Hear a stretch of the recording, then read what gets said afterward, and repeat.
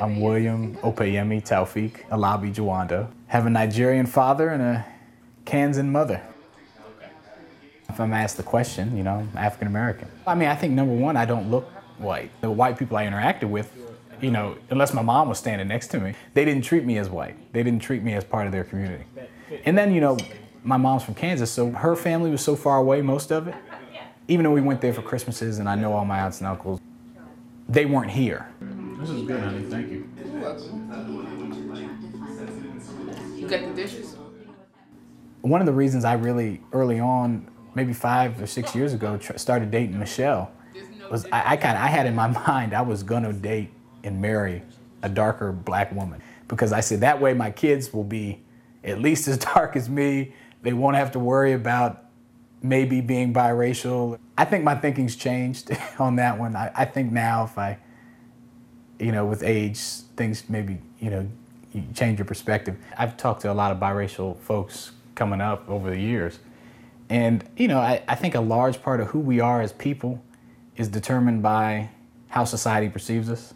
You know, I had, you know, I have a birthmark on the side of my face. And when I was younger, it was more pronounced, because I think I was developing or something. I think it might have actually been lighter, or maybe that was my perception. You know, so you had some kids who were like, is that your white side coming out kind of thing? And so I was real self-conscious, especially early on. I related it to my racial confusion or whatever. So the reason I'm laughing is because as you grow up, you become more aware of who you are and confident in that. Work on Capitol Hill.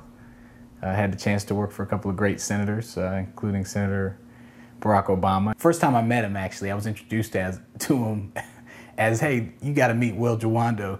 He's got a white mom from Kansas, a Nigerian dad, and his wife's name, Michelle. And then Barack, you stepped back and he said, so you my brother or something? And so, he knows of our similarities, but we've never had a sit-down, in-depth conversation. One of the things that is interesting about family, I think, is when you grow to love someone, you tend to not look at them in context of race. My mom's who she is, and I love her. I do remember as a teenager, her telling me, you know, you're a young black man, and you have to be, you know, especially when I was driving and stuff, you have to be careful. But she acknowledged that society, viewed me as an African American, and two, the things that come along with that, she said, you know, I got to be aware of. And I appreciated that. I think and I was at the age where I could appreciate her saying that.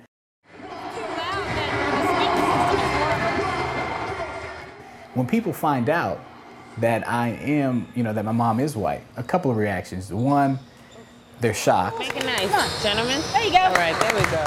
Black people normally, I think the reaction is more muted, because I mean, I think most are used to that now. I think they've just seen, you know, a lot of black people from slavery to now have been mixed. The whole not black enough thing is an interesting one.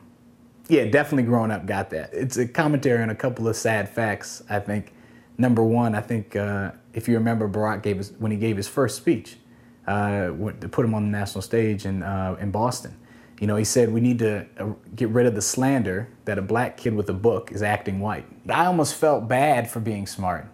Because I'm mixed, or because my mom's white, they're like, oh, yeah, so you're smart, you're mixed, so you think you're smarter than the rest of us. So I think it was kind of compounded.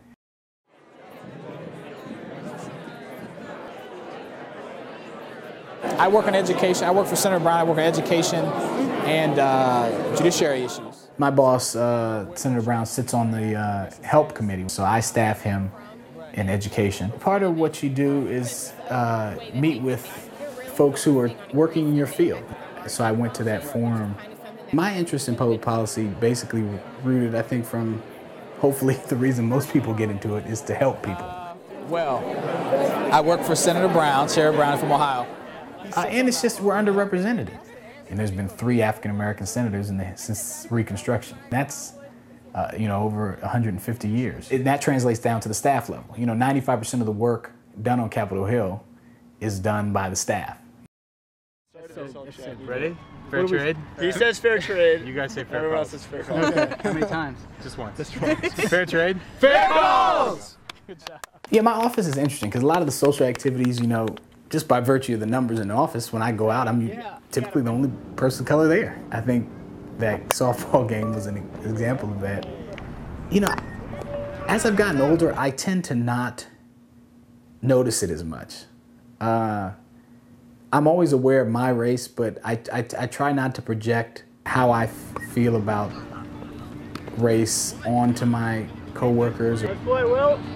I do think about it. I think like, well, what are they thinking? If I do this, are they thinking that's because I'm doing it because I'm black? I mean, you think about it. You got to think about it.